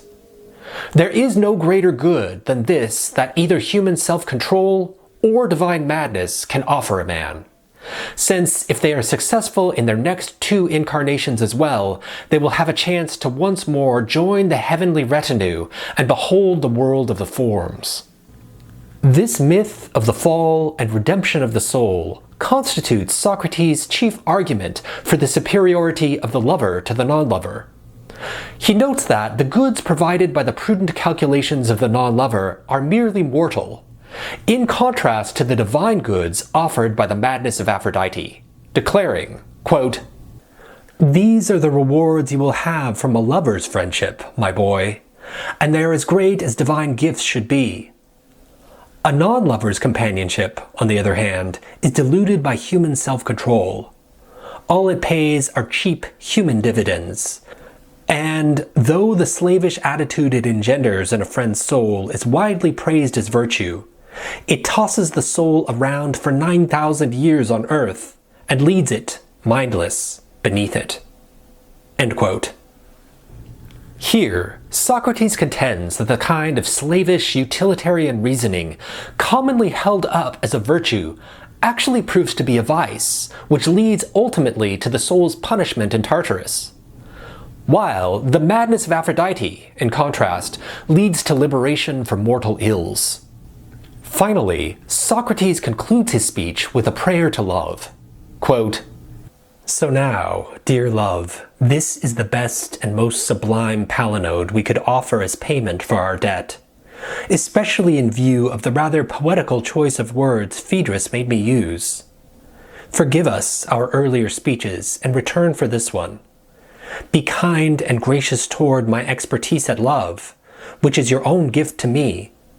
Do not, out of anger, take it away or disable it, and grant that I may be held in higher esteem than ever by those who are beautiful. If Phaedrus and I said anything that shocked you in our earlier speech, blame it on Lysias, who was its father, and put a stop to his making speeches of this sort. Convert him to philosophy like his brother Polemarchus, so that his lover here may no longer play both sides as he does now, but simply devote his life to love through philosophical discussions." End quote. Upon hearing Socrates' new speech, Phaedrus proves himself particularly unresponsive to its content. He inquires neither into the complicated ontology sketched by Socrates, including its novel vision of the gods and the realm of the forms existing beyond them, nor into the soul, its fall, and the hope of its redemption, nor, indeed, into Socrates' indirect admonition through his prayer that he should abandon his passion for rhetoric and devote himself instead to love through philosophical discussions. Instead, he remains fixated on the rhetorical contest between Socrates and Lysias, and fears that Lysias will not be able to deliver a speech to match the one Socrates has just given, both because he lacks the rhetorical skill to do so, and because he may give up on the writing of speeches entirely on account of recent accusations of being a sophist. Finding Phaedrus thus unresponsive to love, Socrates shifts the conversation to the object of Phaedrus's love, speechmaking, proposing that they examine the question of what it means to speak or write well or badly. Socrates signals this shift in communicative strategy by presenting a new myth, the myth of the cicadas. Socrates notes how the cicadas are singing above their heads in the heat of the day, and claims that he and Phaedrus must be diligent to remain awake and discuss the issue before them, rather than being lulled to sleep, like most people, by the cicadas' song. He claims that, quote, "If they see us in conversation, steadfastly sailing past them as if they were the sirens, they will be very pleased and immediately give us the gift from the gods they are able to give to mortals." End quote. This gift, he claims, is a good report to the Muses. Socrates explains that the cicadas used to be human beings who lived before the birth of the Muses. Once the Muses were born, these men were so overwhelmed with the pleasure of singing that they forgot to eat or drink, so they died without even realizing it. After they died, they became cicadas, and the Muses gave them the gift of not requiring nourishment. Quote, "Instead, they immediately burst into song, without food or drink, until it is time for them to die. After they die, they go to the Muses and tell each one of them which mortals have honored her." End quote. They report those who devote themselves to dance, to Terpsichore, those who devote themselves to love, to Erato, and those who devote themselves to philosophy, to Calliope, the oldest among them, and Urania, the next after her, who preside over the heavens and all discourse, and sing with the sweetest voice. Though Socrates' story of the cicadas has a comical aspect, the cicadas, and, by extension, the Muses they serve, are nonetheless depicted therein as rather sinister figures. He compares them to sirens, whose enchanting song was said to lure sailors to their deaths in the Odyssey, and points out how their afternoon song lures people to sleep as if they were slaves, or sheep gathering around the spring in the afternoon. And the very fact that cicadas are cicadas and not men is an ominous portent in light of the mythology of Socrates' prior speech, wherein souls descending to the material world never first incarnate as animals, since animals lack the language necessary for recollecting the divine world. And further ill omens can be found in the fact that those who became cicadas died without being aware of it, by failing to eat or drink, and that, after being incarnated in their insect form, they are given the gift of requiring no nutrition whatsoever. This again contrasts with the central myth of Socrates' previous speech, in which the highest good of the soul is to feast with the gods by beholding true reality. And so, by offering this myth of the cicadas to transition from the discussion of love to the discussion of rhetoric, Socrates insinuates that Phaedrus, like the cicadas, may be dead without knowing it. He is oblivious to the true nature of love and the soul, and is fixated instead upon the empty pleasures of songs that give no true sustenance. Furthermore, Socrates' new myth also serves to redefine the scope of the discussion. Whereas previously the philosopher and the lover were treated as a unit, now Socrates will discuss a form of philosophy that is distinct from erotic love, with lovers serving the muse Erato, and philosophers serving Calliope and Urania, who preside over discourse. In this manner, having failed to convince Phaedrus to take up philosophy as an art of love, Socrates now attempts to convert Phaedrus to a different form of philosophy he may be capable of understanding: philosophy as an art of talking. After Socrates shares this myth, Phaedrus agrees that they should talk and not waste the afternoon in sleep, and they thus begin to examine the question, quote, "When is a speech well written and delivered, and when is it not?" End quote. Socrates begins by proposing that knowing the truth is a presupposition for speaking well, but Phaedrus rejects this assertion, saying that what matters is not the truth itself, but what seems true to one's audience, claiming, quote, "It is not necessary for the intending orator to learn what is really just, but only what will seem just to the crowd who will act as judges. Nor again what is really good or noble, but only what will seem so. For that is what persuasion proceeds from, not truth." End quote. Socrates then attempts to refute this contention by way of an example. He asks Phaedrus to consider a case in which a man is ignorant of the nature of horses, and thereby mistakes donkeys for horses. Suppose that this man then gives a speech based on his misunderstanding, and praises the virtues of these horses in military combat. If a city were actually to rely on his speech and mount their cavalry on donkeys, they would be led to ruin. So too, Socrates contends, is a city misled by a rhetorician who mistakes the good for the bad.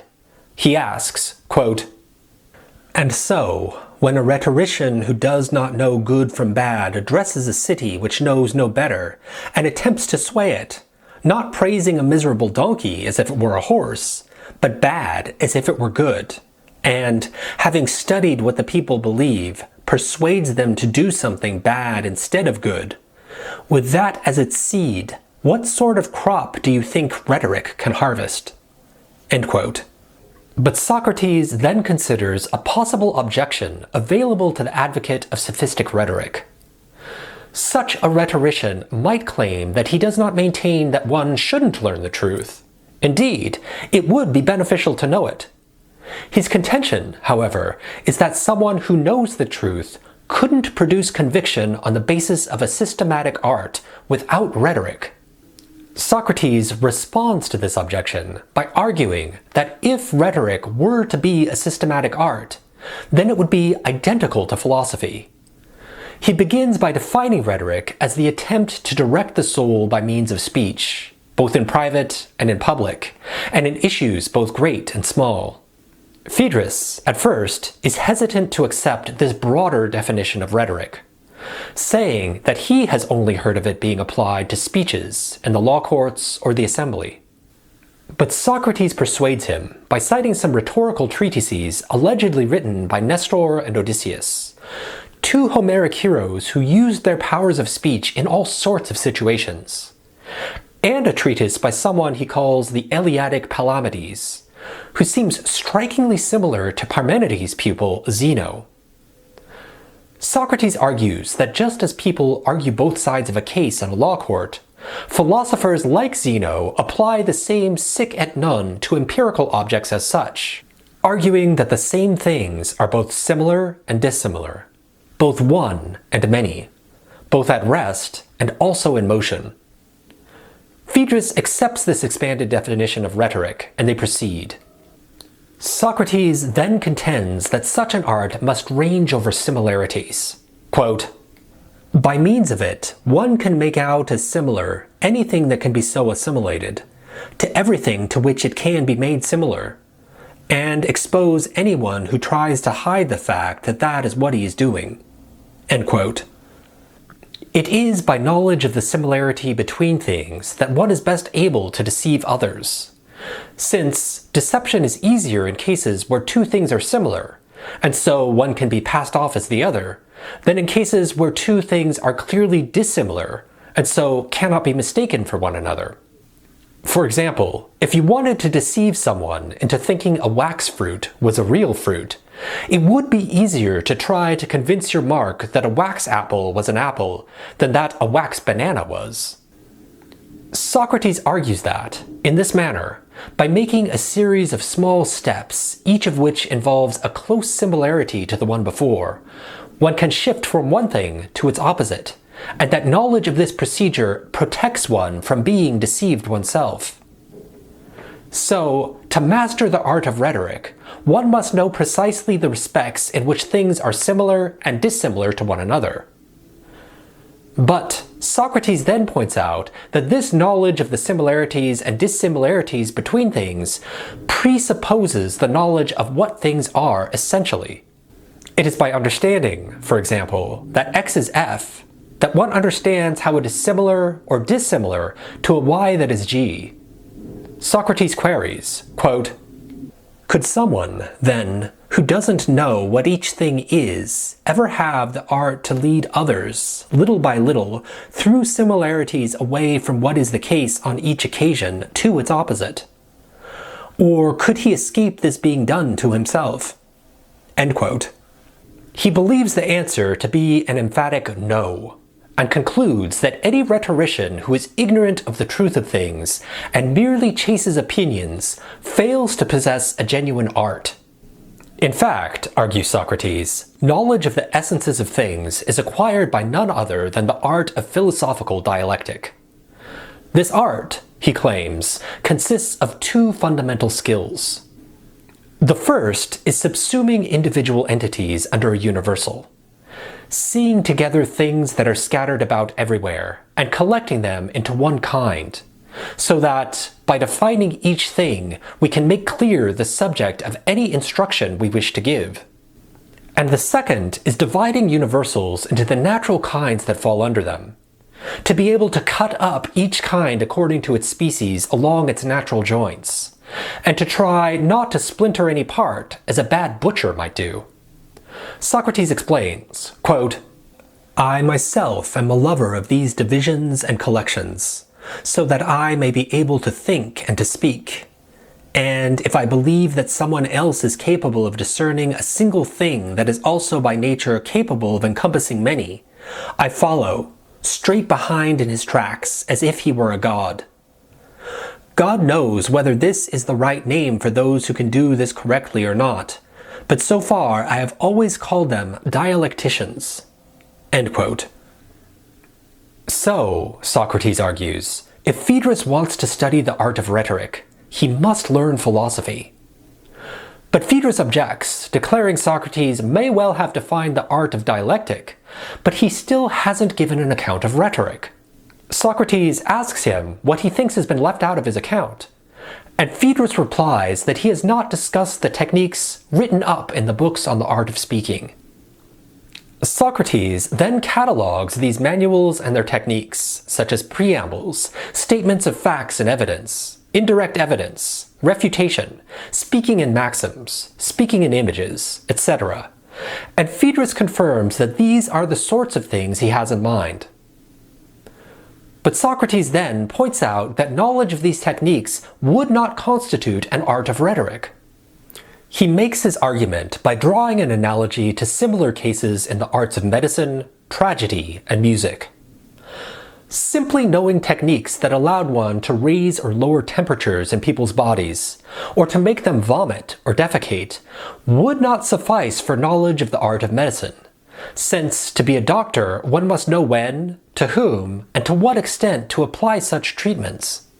Similarly, merely knowing how to write long passages on trivial topics and short passages on grave topics, or to write in such a way as to evoke pity or fear, would not suffice for a knowledge of the art of tragedy if one lacked the knowledge of how to fit these elements together into a single play. Likewise, simply knowing how to produce the highest and lowest notes on strings would not suffice for knowledge of the art of music. For what one would have learned in this case would be what is necessary to learn before you study harmony, but not harmony itself. In like manner, Socrates argues that learning the techniques contained in rhetorical handbooks is a prerequisite to the art of rhetoric, rather than the art itself. Contemporary rhetoricians thus think they have mastered an art, when in fact, quote, they have mastered only what is necessary to learn as preliminaries, end quote. Indeed, they cannot even define what rhetoric is, since they are ignorant of dialectic. Finally convinced, Phaedrus asks how to go about learning this true art of rhetoric. Socrates notes that it will likely not come by following famous rhetoricians like Lysias and Thrasymachus, but by following the strategy adopted by Pericles when he worked with an exegesis. Socrates explains, quote, all the great arts require endless talk and ethereal speculation about nature. This seems to be what gives them their lofty point of view and universal applicability. That's just what Pericles mastered, besides having natural ability. He came across Anaxagoras, who was just that sort of man, got his full dose of ethereal speculation, and understood the nature of mind and mindlessness, just the subject on which Anaxagoras had the most to say. From this, I think, he drew for the art of rhetoric what was useful for it. End quote. Just as one must learn the nature of the body if one is to learn medicine, so too must one learn the nature of the soul if one is to learn rhetoric. And, in order to learn the nature of the body or soul, one must understand the nature of the world as a whole. Socrates then adopts the Hippocratic method, which claims that to know the nature of anything, one must determine whether it is simple or complex. If it is complex, it should be broken down into its subsidiary parts until one reaches its simple constituents. And once one grasps the fundamental simple constituents of a thing, the causal powers of each should be analyzed. Quote, what things does it have what natural power of acting upon? By what things does it have what disposition to be acted upon? End quote. The rhetorician must therefore provide such an analysis of the soul, since it is in the soul that he attempts to produce conviction. He must describe the soul with absolute precision and enable us to understand what it is, whether it is one and homogeneous by nature, or takes many forms, like the shape of bodies. And, after discovering what the soul is, he must analyze its causal powers. He must then explain how various forms of speech affect various souls. He has to, quote, classify the kinds of speech and of soul there are, as well as the various ways in which they are affected, and explain what causes each. He will then coordinate each kind of soul with the kind of speech appropriate to it, and he will give instructions concerning the reason why one kind of soul is necessarily convinced by one kind of speech, while another necessarily remains unconvinced. End quote.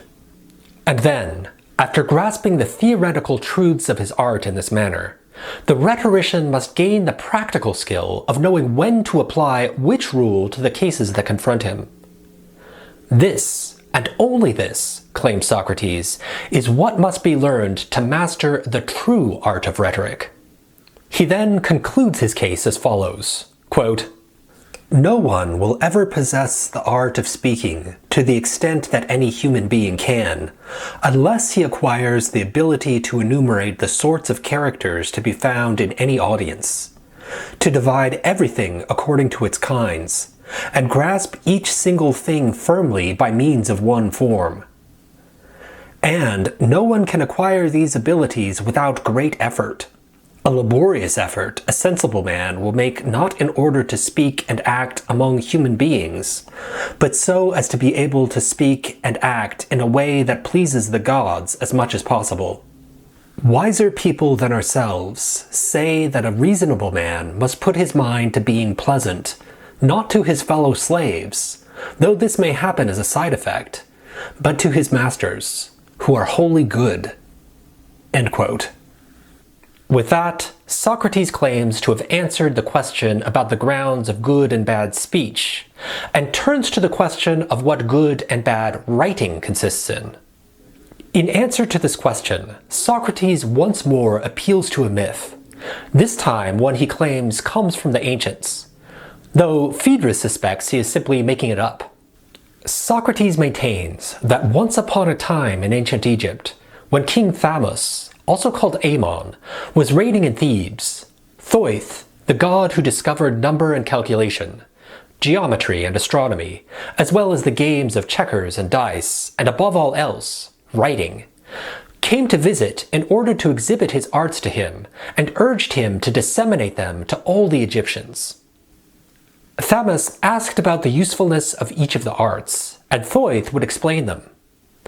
Thamus would then issue his evaluation, praising what seemed right in the explanations and criticizing what seemed wrong. When it came time to evaluate the art of writing, Thoth declared, quote, "O king, here is something that once learned will make the Egyptians wiser and will improve their memory. I have discovered a potion for memory and for wisdom." End quote. But Thamus objected that this was not the case, claiming instead that writing, quote, "will introduce forgetfulness into the soul of those who learn it. They will not practice using their memory because they will put their trust in writing, which is external and depends on signs that belong to others, instead of trying to remember from the inside, completely on their own. You have not discovered a potion for remembering, but for reminding. You provide our students with the appearance of wisdom, not with its reality. Your invention will enable them to hear many things without being properly taught, and they will imagine that they have come to know much, while for the most part they will know nothing. And they will be difficult to get along with, since they will appear to be wise instead of really being so." End quote. So, according to this myth, instead of serving to enhance memory, writing actually serves to cripple it, since people come to rely on external signs to remind them of things, rather than actually using their own internal ability to remember. In this way, people will appear to gain wisdom, when, in fact, they remain just as ignorant as before, if not more so, since they now think they are wise when they are not. Furthermore, Socrates argues that written words, like images in a realistic painting, stand there as if they are alive. But if anyone asks them anything, they remain solemnly silent. It is easy to imagine that hearing a text is like hearing someone speak. But, in fact, unlike a living speaker, if you ask a text a question about what it has said, it will never answer. Quote, "It continues to signify just that very same thing forever." End quote. Likewise, a written text lacks the discretion to judge to whom it should speak, and to whom it should remain silent. Socrates puts the point as follows, quote, "When it has once been written down, every discourse roams about everywhere, reaching indiscriminately those with understanding no less than those who have no business with it. And it doesn't know to whom it should speak and to whom it should not. and when it is faulted and attacked unfairly, it always needs its father's support.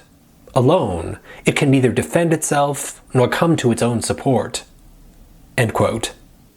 Plato offers a similar critique of writing in his 7th letter, arguing that physical writing is incapable of conveying philosophical truth. In this letter, he declares that there exists no writing of his on philosophical matters, nor will there ever be one. Quote, "For this knowledge is not something that can be put into words like other sciences, but, after long continued intercourse between teacher and pupil, in joint pursuit of the subject, suddenly, like light flashing forth when a fire is kindled, it is born in the soul and straightway nourishes itself." End quote. He claims that if he thought his teaching could be put into written words adequate for the multitude, he would have done so, since it would have been a noble deed to give such great benefit to mankind, and bring to light the nature of things for all to see. But he doesn't think that such a work is possible, declaring, quote, "But I do not think that the examination, as it is called, of these questions would be of any benefit to men, except to a few, to those who could with little guidance discover the truth by themselves. Of the rest, some would be filled with an ill-founded and quite unbecoming disdain, and some with an exaggerated and foolish elation, as if they had learned something grand." End quote. Plato claims that the reason philosophical truth cannot be expressed in writing is that our merely human means of knowing, i.e., names, definitions, and images, are inadequate to the objects of knowledge, i.e., the forms. He explains, quote, "There is a true doctrine that confutes anyone who has presumed to write anything whatever on such subjects. For every real being, there are 3 things that are necessary if knowledge of it is to be acquired. First, the name. Second, the definition. Third, the image. Knowledge comes forth, and, in the 5th place, we must put the object itself, the knowable and truly real being." End quote. According to this passage, there are 5 ontological components at play whenever a real object is known. To clarify Plato's position, let's consider the example of an apple. Even though such an empirical object likely would not qualify as a real object in Plato's view. Knowledge of an apple presupposes the existence of 1. The name, apple. 2. The definition, say, the fruit of the malice tree. 3. The image, the familiar image of a red round fruit. 4. The knowledge itself. And 5. The object itself, the apple. One might, for example, know an apple by being able to apply the name apple when confronted with the sensory image of an apple, and to provide the definition, the fruit of the malice tree, when asked what that object is. But the problem for writing arises from the weakness of language when one tries to use it to know real objects rather than merely empirical ones. Plato illustrates this point by appealing to the geometrical form, the circle. Plato argues that names, to begin with, are incapable of expressing the essences of things. Though we currently use the name circle to refer to circles, we might just as easily have designated them with the words straight lines, and straight lines with the word circles. Yet the essence of a circle remains fixed despite such variations in the names by which we choose to designate it. Names are arbitrary, while essences are fixed. And Plato argues that the same problem holds for definitions. For definitions, he claims, are nothing but a combination of nouns and verbs, and so are liable to the same problems as names. There is nothing surely fixed about them. And, finally, Plato argues that images also fail to capture the essences of things. He observes that, quote, "Every circle that we make or draw in common life is full of characteristics that contradict the 5th. For it everywhere touches a straight line, while the circle itself, we say, has in it not the slightest element belonging to a contrary nature." End quote. Our ordinary human means of knowing, then, are insufficient to secure knowledge of true reality. Quote, "The soul seeks to know not the quality, but the essence, whereas each of these instruments presents to the soul, in discourse and in examples, what she is not seeking, and thus makes it easy to refute by sense perception anything that may be said or pointed out, and fills everyone, so to speak, with perplexity and confusion." End quote. And Plato criticizes writing not only on account of the weaknesses of human language, but also on account of the weaknesses of human readers. He explains, quote, "By the repeated use of all these instruments, ascending and descending to each in turn, it is barely possible for knowledge to be engendered of an object naturally good, in a man naturally good. But if his nature is defective, as is that of most men, for the acquisition of knowledge and the so-called virtues, and if the qualities he has have been corrupted, then not even Lynceus could make such a man see. In short, neither quickness of learning nor a good memory can make a man see when his nature is not akin to the object.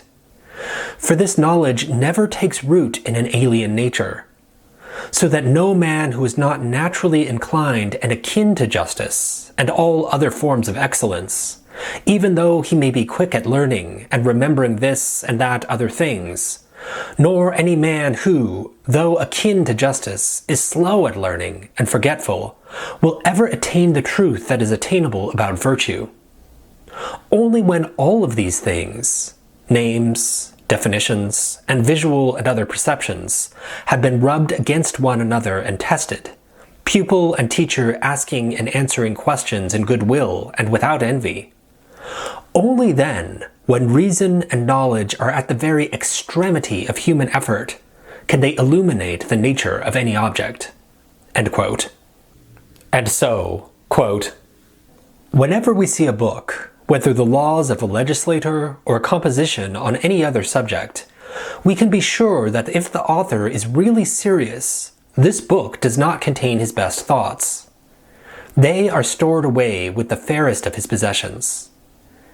And if he has committed these serious thoughts to writing, it is because men, not the gods, have taken his wits away." End quote. In the Phaedrus, Socrates contrasts such pseudo-writing with true writing, which he calls its legitimate brother. In contrast to the writing inscribed in books, true writing, quote, "is written down with knowledge in the soul of the listener. It can defend itself, and it knows for whom it should speak, and for whom it should remain silent." End quote. And to this, Phaedrus declares, quote, "You mean the living, breathing discourse of the man who knows, of which the written one can be fairly called an image." End quote. Socrates likens the true writer to a farmer who uses his knowledge of farming to plant the seeds he cared for in their appropriate seasons, and is content to wait for them to grow in their natural time. The dialectician, claims Socrates, resembles such a farmer. He explains, quote, "The dialectician chooses a proper soul and plants and sows within it discourse accompanied by knowledge. Discourse capable of helping itself as well as the man who planted it, which is not barren but produces a seed from which more discourse grows in the character of others. Such discourse makes the seed forever immortal and renders the man who has it as happy as any human being can be." End quote. In contrast, the pseudo-writer, who writes in ink, is like a farmer who plants his seeds in pots for the festival of Adonis, Aphrodite's young lover who died before he could grow into adulthood, and allows them to shoot up in 7 days to be destroyed in the festival. Such a farmer plants his seeds not expecting a harvest, but as an amusement and in honor of the holiday. And the same holds true for the writer of books. Quote, "When he writes, it's likely he will sow gardens of letters for the sake of amusing himself, storing up reminders for himself when he reaches forgetful old age, and for everyone who wants to follow in his footsteps, and will enjoy seeing them sweetly blooming. And when others turn to different amusements, watering themselves with drinking parties and everything else that goes along with them, he will rather spend his time amusing himself with the things I have just described." End quote. Such a writer does not take writing as a serious endeavor, but only as a means to amuse himself, as others amuse themselves at drinking parties. Socrates observes that, such is the man, quote, "who thinks that a written discourse on any subject can only be a great amusement, that no discourse worth serious attention has ever been written in verse or prose, and that those that are recited in public without questioning and explanation, in the manner of the Rhapsodies, are given only in order to produce conviction. He believes that at their very best, these can only serve as reminders to those who already know. And he also thinks that only what is said for the sake of understanding and learning, what is truly written in the soul concerning what is just, noble, and good, can be clear, perfect, and worth serious attention. Such discourses should be called his own legitimate children. First the discourse he may have discovered already within himself, and then its sons and brothers, who may have grown naturally in other souls, insofar as these are worthy. To the rest he turns his back. Such a man, Phaedrus, would be just what you and I both would pray to become." End quote. With this discussion of writing, Socrates takes himself to have answered the question of when a speech is artfully written and when it is not, and claims to have completed his playful amusement regarding discourse.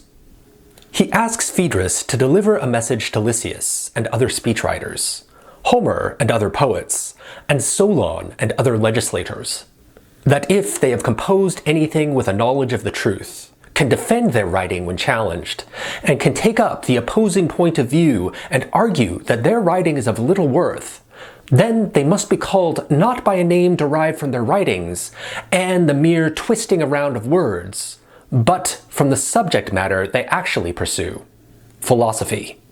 Phaedrus asks what such a name would be, and Socrates answers that, quote, "To call him wise seems to me too much, and proper only for a god.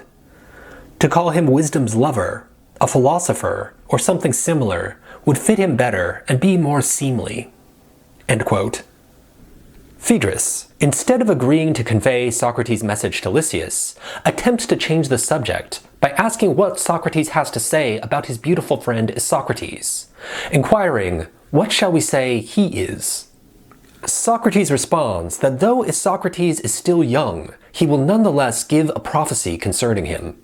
He declares that Isocrates has a nature capable of outperforming all the rhetorical masters of his day, and of making everyone who has ever attempted to compose a speech seem like a child in comparison, especially if he tires of conventional writing and takes up philosophy, since nature has placed the love of wisdom in his mind. "That," declares Socrates, "is the message I will carry to my beloved Isocrates from the gods of this place. And you have your own message for your Lysias."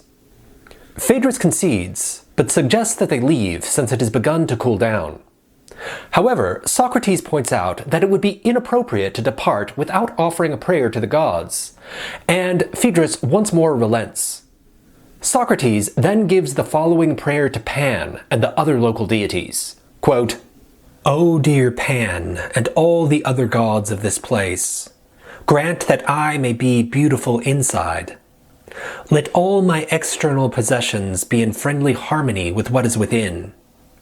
May I consider the wise man rich.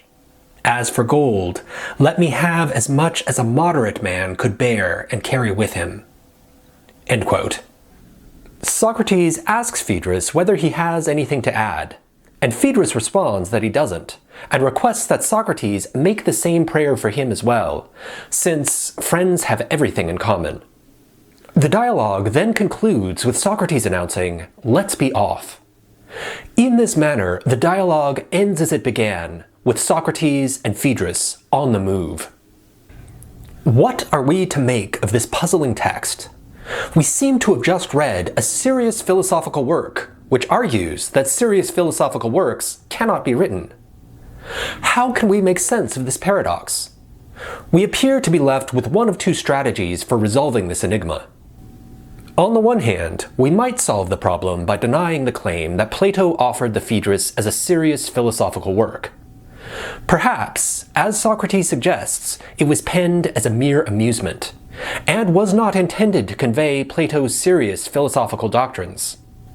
On the other hand, we might also solve the problem by arguing that Plato's specifically dialogical form of writing can overcome Socrates' argument that writing is incapable of expressing philosophical truth. Or, perhaps, these two strategies prove to be, in fact, identical. For a dialogue is an amusement in the sense that it does not express philosophical truths directly, but forces us to infer them from the dialectical exchange between the interlocutors. Yet, by writing in this manner, Socrates may nonetheless attempt to express philosophical truths indirectly, embedding clues in the text for those who know to ponder and recollect.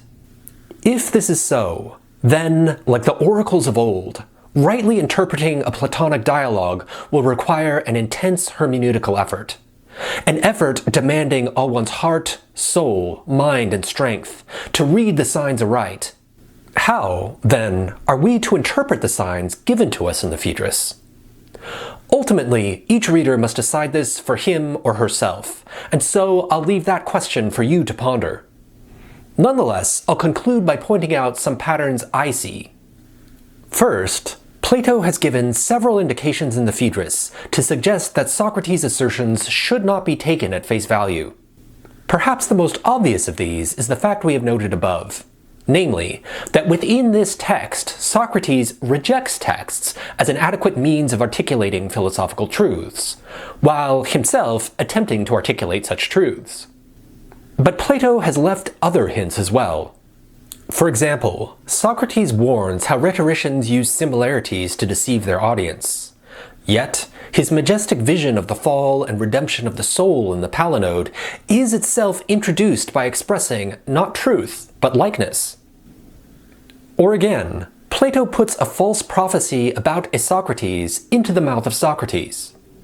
For Socrates praises Isocrates and claims that nature has endowed him with a noble character and a gift for philosophy. But people in Plato's own day would have known Isocrates to have been unconcerned with philosophy, and to have set up a rhetorical school more famous than Plato's Academy. Or, yet again, Socrates seems to admit he is keeping secrets from us when he claims that whenever he sees a dialectician, he follows him, quote, straight behind in his tracks, as if he were a god, end quote. These words are a direct quotation from Homer's Odyssey, in which Telemachus follows Athena after she has knocked out the suitors, prepared a ship for him, and commanded him to journey forth in search of news of his lost father. By alluding to this passage, Socrates invokes the theme of secrecy for those clever enough to follow along with him.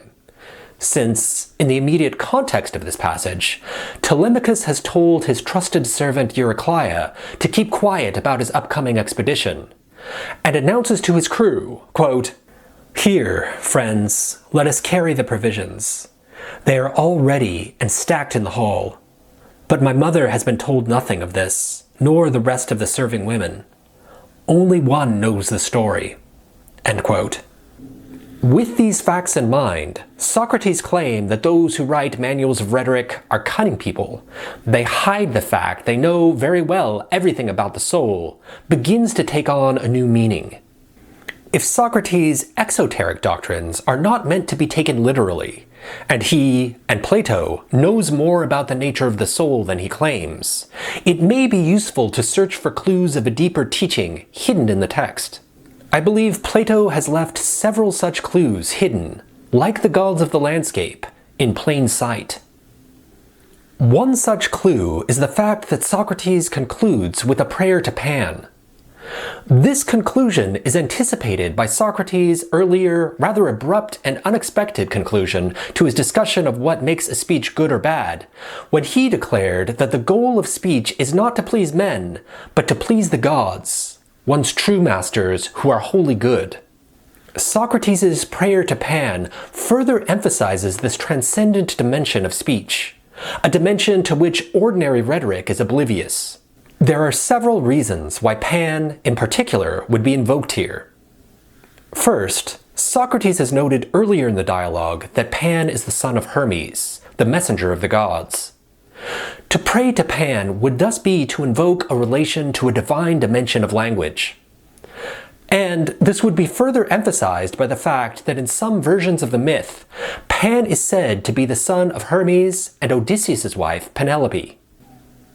Now, Odysseus was the greatest speaker of the Homeric heroes, and his wife, Penelope, was likewise praised for her cleverness that allowed her to preserve her chastity despite the opposition of the suitors. So, in appealing to Pan as the son of Hermes and Penelope, Plato is calling attention to a divine speech capable of outstripping even the highest of Homeric virtues. Second, the invocation of Pan harkens back to Socrates' attempt to fulfill the Delphic injunction to know thyself. Earlier, Socrates had declared that he had no time for investigating myths, since he did not yet know himself and was not sure whether he was a beast more complicated and savage than Typhon, or an animal of a tamer and simpler nature. By invoking Pan at the end of the dialogue, Socrates appeals to a myth capable of putting the monster Typhon to flight, since Pan, as Agipan, was instrumental in Zeus's defeat of Typhon. According to Apollodorus, Typhon had defeated Zeus in their first battle, and had cut out Zeus's sinews and sealed them away so he could no longer move. But Agipan, along with Hermes, snuck into where they had been hidden, stole them, and returned them to Zeus. Once Zeus had thus regained his strength, he challenged Typhon and decisively defeated him. Likewise, under the epithet of Egicorus, the goat-horned one, Pan was decisive in defeating the Titans in the Titanomachy. For he discovered under the ocean a horn which, when blown, was capable of terrifying the Titans and putting them to flight. So, instead of myth being superfluous to the pursuit of self-knowledge, as Socrates had previously suggested, Socrates now appears to have found a tale capable of putting to flight the monsters of human nature. And, finally, the invocation of Pan also helps to fulfill the Delphic injunction through another meaning of the word Pan, since Pan is also the word for all, as in hen kai pan, one and all. So, again, Plato indicates that the quest for self-knowledge must be undertaken in prayer, since, as Socrates had pointed out earlier, in order to know the nature of the soul, one must know the nature of the cosmos as a whole. A second clue to the hidden teaching of the Phaedrus is the glaring, yet unremarked presence of the sun throughout the dialogue. As noted earlier, the sun's journey through the sky determines the action of the dialogue. Phaedrus studies indoors with Lysias as it rises in the morning. He then walks outside, and he and Socrates perform their two speeches in praise of the non-lover as it continues to rise overhead. Then, as it reaches its height at midday, Socrates recites his palinode. As it begins to decline, Socrates and Phaedrus discuss their speeches and the nature of rhetoric. And when things begin to cool off, they return to the city. And the sun likewise plays a prominent role in the myth of Thoth, since Socrates notes that Thamos, king of Egypt, was also called Amon, another name for the sun god Ra. This hidden dominance of the sun in the Phaedrus should lead us to recall Socrates' analogy of the sun in the Republic, wherein he likens the form of the good to the sun, claiming that just as we need the light of the sun to perceive sensory objects, so too do we need illumination from the form of the good to cognize any other forms. Yet, explicit discussion of the form of the good is notably absent from the Phaedrus, which focuses instead on the form of beauty, as it is manifested in speech and the human form. The dialogue's seeming obliviousness to the form of the good, and almost obsessive preoccupation with beauty, should lead us to wonder whether other central truths have been either distorted or ignored as a result. For example, one wonders whether Socrates' assertion that eternal self-motion is the very essence and principle of the soul is a result of this obsessive quest for beauty. Socrates gives a cosmological argument for the perpetual self-motion of the soul, arguing that, without the soul, we would have no ultimate explanation of motion in the cosmos. But, as Aristotle would later point out, the causal regress is not adequately explained by self-motion, and a more adequate explanation comes by positing an ultimate mover that is itself unmoved. And while there does seem to be an apparent empirical connection between motion and the soul, since living bodies are distinguished from dead ones in that the former move while the latter don't, and since the mind seems to constantly move through a turbulent stream of thoughts and sensations, yet this may not be truly essential to the soul. Might we not conceive of the soul not as the burning desire driving us from one mental act to the next, but as the still point from which the flow of experience is observed? The possibility of stillness is again conspicuously raised only to be ignored in the myth of the soul's journey in the Palinode, when Socrates notes that, while all the other gods go out to their feast, quote, Hestia is the only one who remains at the home of the gods. End quote. Now, to those versed in Pythagoreanism, as Plato was, Hestia is a significant deity. She was identified with the central fire around which the other planets in the solar system revolved, and whose light the sun was said to reflect. So, the very fact that Hestia does not venture out on the journey like the rest of the deities in the Palinode should lead us to consider whether there is another path for the soul, one which might reveal a light more glorious than can be observed following after the gods on the path of desire. And these hints of another path are also suggested by allusions and contrasts that Plato draws between the perpetual motion of the soul depicted in the Phaedrus and Parmenides' journey to the house of the goddess in On Nature. Plato makes several allusions to Parmenides' journey in the Phaedrus. For example, the sun's course through the sky, which controls the sequence of events in the Phaedrus, was also known as the path of the daimon, the path that took Parmenides to the house of the goddess. Or again, when Phaedrus declares that true writing, the living, breathing discourse which inscribes truth in the soul, belongs only to the man who knows, Plato calls to mind Parmenides' claim that the path of the daimon carries through all towns the man who knows. Or, yet again, there is Socrates' praise of the Eleatic Palamedes, Parmenides' disciple Zeno, who proved that dialectic applies not only in law courts and the assembly, but in every aspect of empirical reality, by showing that the same things are both similar and dissimilar, both one and many, both at rest and also in motion. And finally, there is Socrates' declaration that he and Phaedrus must remain awake to sail past the siren song of the cicadas. Plato seems to be drawing an allusion to the beginning of the dialectical section of On Nature, when the goddess declares that she will teach Parmenides the world of appearance so that no one might sail past him. Yet, these allusions seem to be included merely to signpost the contrast between Parmenides' journey and the journey sketched in the Phaedrus. Whereas Parmenides actually takes to the sky, treading the sun's course, Socrates and Phaedrus remain below, shuffling out of the city only to return again. Whereas Parmenides is carried by divine mares and led by the daughters of the sun, the human souls in Socrates' Palinode struggle to follow the gods, and, bereft of divine aid, trample each other in the ensuing war of all against all. And whereas Parmenides is brought to the house of the goddess, the house where the gate of the paths of night and day is, to be taught by her directly about the nature of being, the souls in the Palinode venture out with the gods, seeking to feast upon the vision of the forms existing beyond the edge of heaven. In this manner, Plato once more signals a contrast between the philosophical path explicitly discussed in the Phaedrus, a path of yearning and infinite approximation, and another philosophical path, a path wherein one moves without motion, and not only seeks wisdom, but actually finds her. Plato's writing thus appears to operate at two levels, the exoteric and the esoteric. At the exoteric level, Plato's dialogues draw us into the perpetual motion of dialectic, as we try to follow along with each of the protagonist's arguments, evaluating each in turn and attempting to correct them by constructing our own. But at the esoteric level, Plato's philosophy preserves a more primordial form of philosophy and an oracular mode of speech.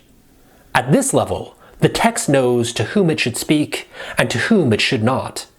And when it chooses to make itself known, its words, like those of a mantra or the Vedas, affect the reality to which they refer. By writing thus twinned, with different messages conveyed at different levels, Plato has bequeathed to us a hermetic game, a game to which, unfortunately, the rules have been largely forgotten.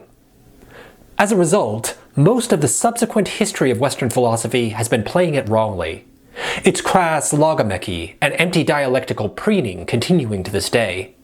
It is often said that the history of Western philosophy consists in a series of footnotes to Plato. But this isn't entirely accurate. It would be more truthful to say he conjured it.